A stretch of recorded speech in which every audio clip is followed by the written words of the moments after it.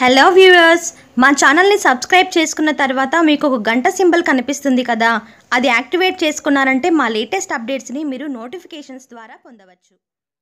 రాత్రిపూట మిగిలిపోయిన ఆహార పదార్థాలు వృధా కాకూడదనే ఉద్దేశంతో వాటిని మళ్ళీ వేడి చేసి తింటారు.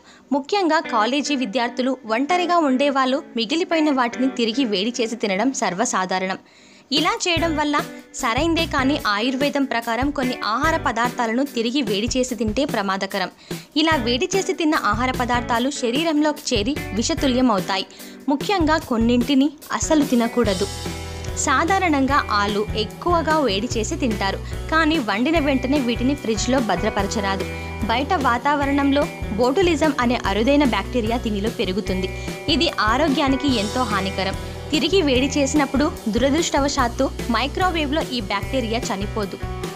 గుడ్లను అధికంగా వేడి చేస్తే విషంగా మారిపోతుంది. ఒక్కసారి ఉడికించిన గుడ్లను తిరిగి వేడి చేయరాదు. ఇలా చేస్తే దీనిలోని ప్రోటీన్లు హానికరంగా మారి జీర్ణ వ్యవస్థకు చేటు కలిగిస్తాయి.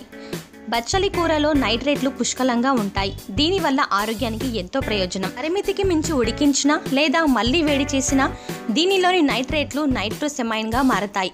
ఇది కార్సినోజెనిక్ అనే క్యాన్సర్కు దారితీస్తుంది. మాంసంలో ప్రోటీన్లు అధిక మొత్తంలో ఉంటాయి.